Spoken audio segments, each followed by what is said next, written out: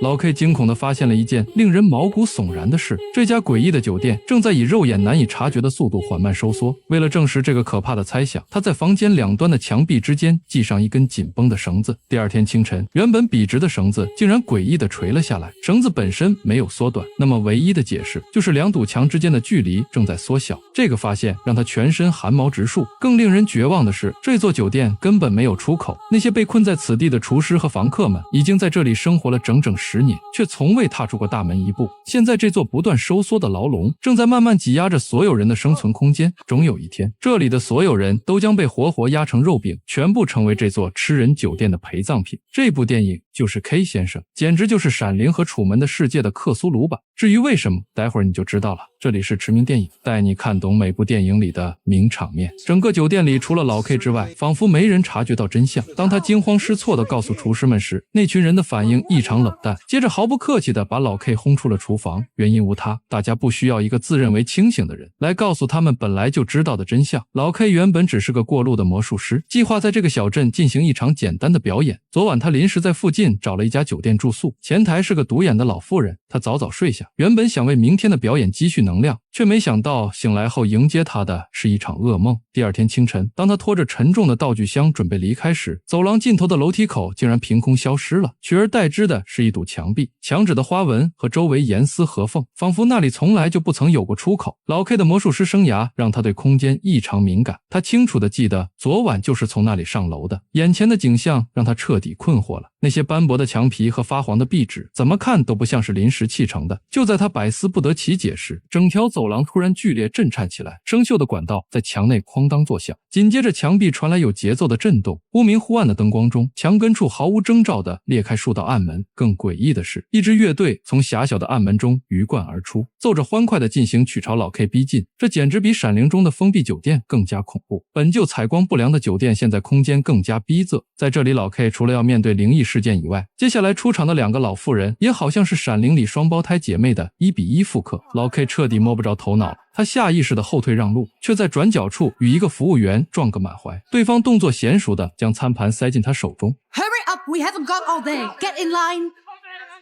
Get in line. Okay?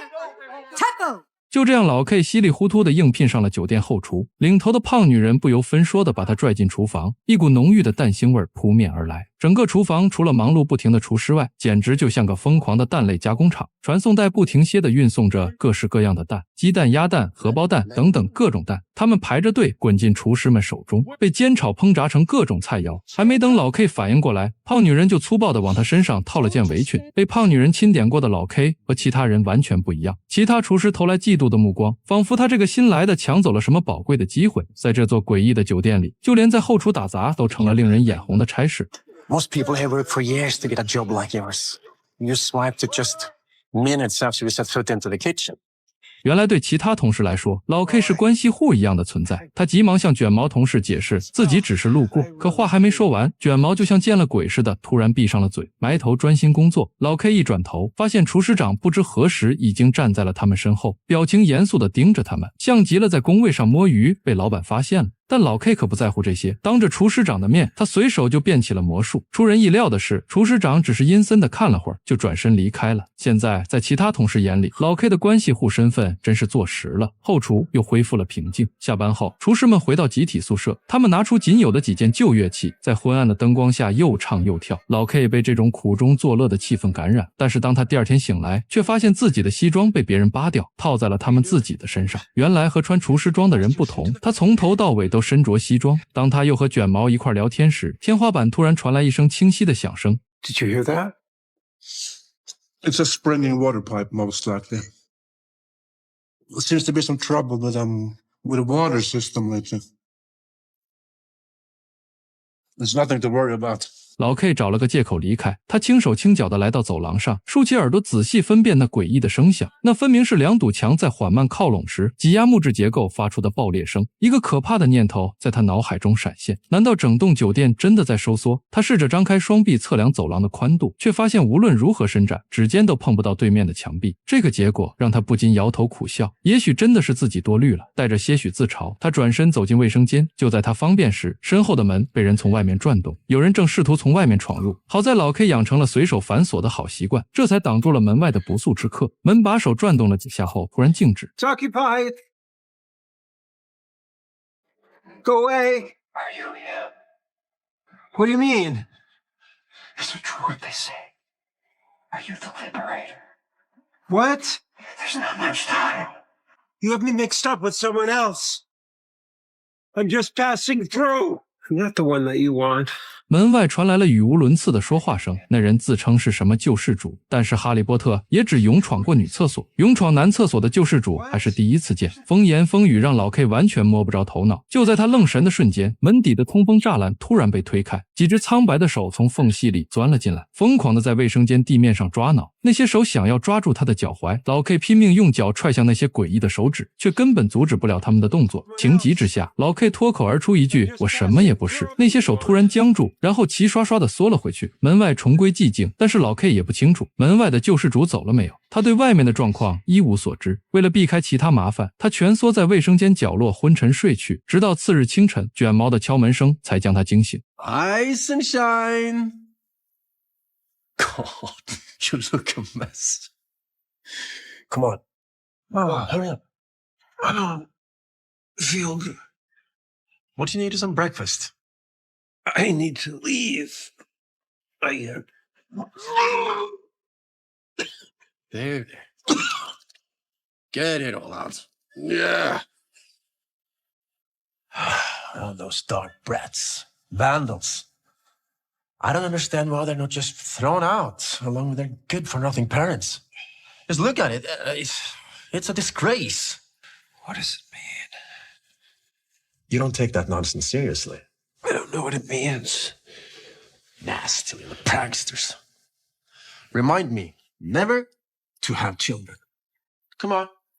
起身时，对面墙上一幅涂鸦突然闯入了视线。卷毛解释说，那是酒店里孩子们的作品，一个歪歪扭扭的英文单词 liberator， 意思正好是救世主。这个单词让他瞬间联想到那个疯子的胡言乱语。回到后厨的老 K 始终心不在焉。当他试探性地向卷毛打听酒店出口时，卷毛却支支吾吾地回答不上来。这个工作了7年的人，居然从未踏出过酒店半步，生活在体制内，这么稳定吗？虽然现在他们厨师的岗位减少，就连工作的场所都在逐渐变小，但这些人依然风雨不动，安如山，竟然大门不出二门不迈，到最后都忘记了门在哪里。就在这时，前台那个独眼老妇人的身影从走廊尽头闪过，老 K 立刻追了上去，可仅仅2秒钟的功夫，那个蹒跚的身影就像蒸发般消失得无影无踪。不知道是不是触发了回城键，老 K 怒气冲冲地找到厨师长，坚决提出要离开这里。虽然老 K 一直坚持自己毫无过人之处，但是厨师长反倒决定给他升职，他的反应完全出乎老 K 的意料。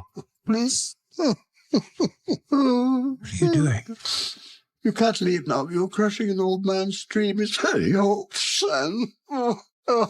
只见这位白发苍苍的老人突然起身，紧紧抱住老 K， 在他耳边低声说了些什么。 We are on the same side. Believe me, be patient, have faith. Oh, I have such great hopes for you, you know. Please. Oh, please. 虽然不知道发生了什么，但是面对一个跪地哀求的老人，老 K 再怎么坚决也只能暂时妥协。说不定厨师长看中的就是他那股想要逃离的劲儿。其他同事都站在门口震惊地看着他和厨师长，这个场景简直似曾相识。当晚回到房间后，老 K 躺在床上仔细环顾四周，隐约感觉房间的尺寸似乎有些异样。为了验证这个可怕的猜想，他在2面墙之间系上了一根紧绷的绳子。第二天清晨，老 K 一睁眼就看到那根原本笔直的绳子已经垂了下来，这也验证了他的猜想，房间正在以肉眼难以察觉的速度收缩。然而这个发现并没有让老 K 感到兴奋或好奇，他只是深深地叹了一口气。老 K 隐约意识到酒店不断缩小可能预示着更可怕的事情即将发生，他立即将自己的发现告诉了卷毛。穿过走廊时，他看到各个房间的住客都在往外搬家具。 Have you seen the furniture?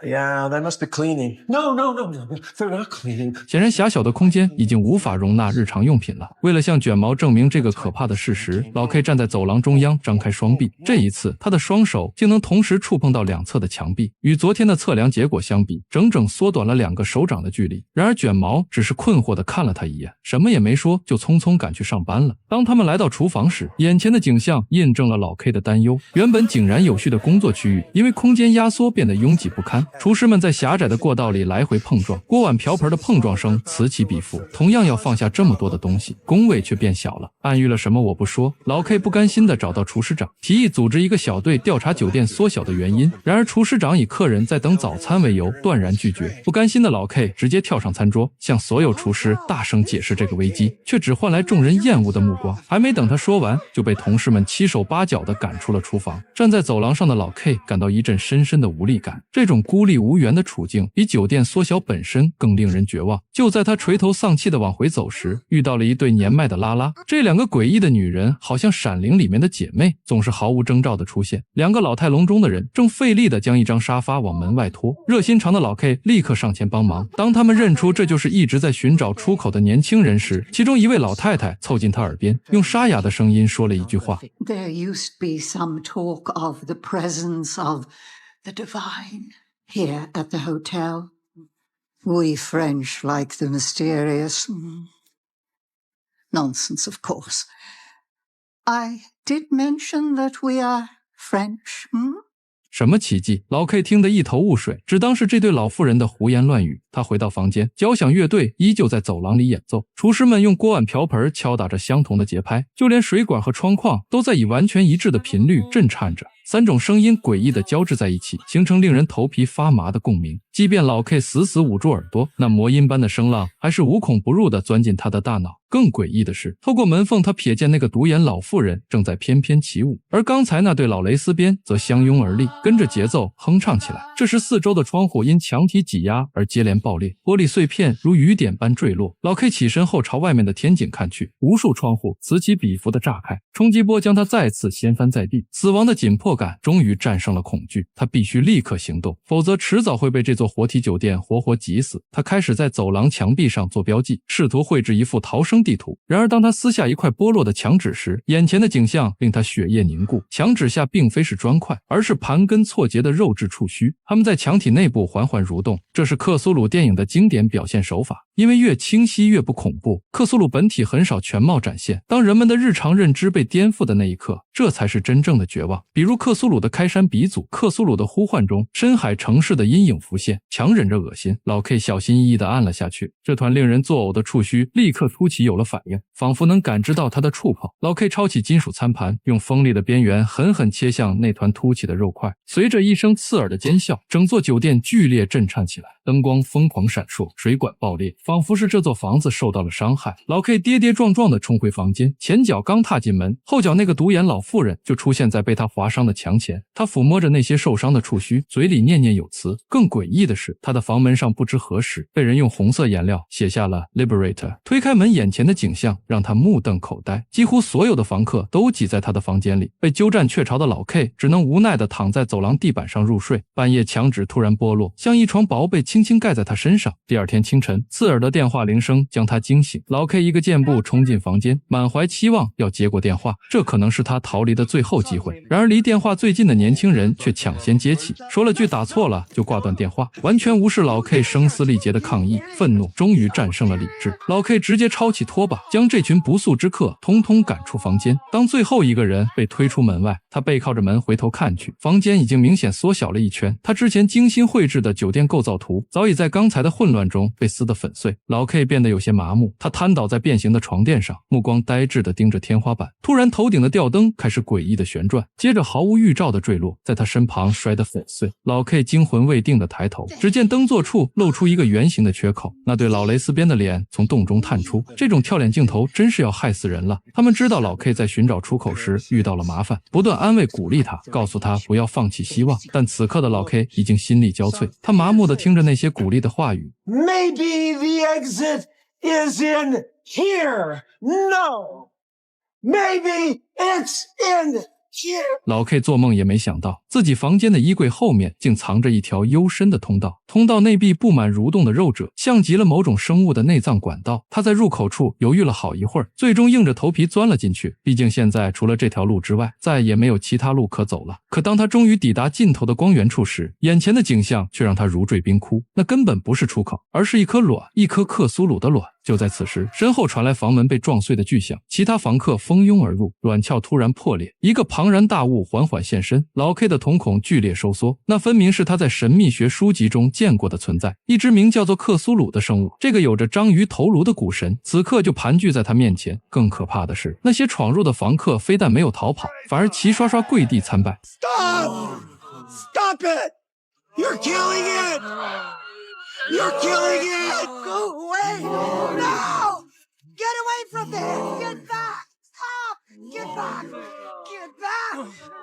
面对这超乎常理的生物，老 K 心中竟然不觉得害怕，反而涌起一股对新生命诞生的纯粹感动。当他将手轻轻贴在卵泡上时，能清晰地感受到克苏鲁生物的思想。原来整座酒店本身就是一个活体母巢，为了孕育这颗神圣的卵而不停收缩空间，所以才会出现酒店变小的诡异情况。疯狂的房客们接二连三冲进通道，他们践踏着触手，每一下踩踏都让克苏鲁发出撕心裂肺的惨叫。老 K 在电光火石间做出抉择，为了从房客们手中救下克苏鲁，他用尽全身力气将巨卵推出通道。等他再睁开眼，发现自己出现在海洋深处。克苏鲁来到他的身后，用触手紧紧将他包裹，把他带向了海面的亮光处。这部电影表面讲的是怪物酒店，其实说的是我们每个人的生活困境。想象你住进一家奇怪的酒店，走廊天天变窄，房间越来越小，但所有人都说这很正常。你想找出口，前台永远没人；你想求助，别人都觉得你大惊小怪。听懂隐喻以后，这不就是我们熟悉的日常吗？我们就像住在会缩小的房间里，公司的 KPI、社会的期待都在无声地挤压着我们的生活空间。你以为换个工作、搬个城市就能解脱，结果发现到哪儿都逃不开同样的规则。最可怕的是，身边人都已经适应了这种窒息感，还把挣扎的你当成异类。当主角最后发现整栋酒店就是个孕育怪物的子宫时，我们是不是也该想想自己每天996的生活到底在喂养着什么样的怪物？不是所有电影都有现实的结局，但是每场恐惧都有真实的源头。我是驰明，我们下一部电影再见。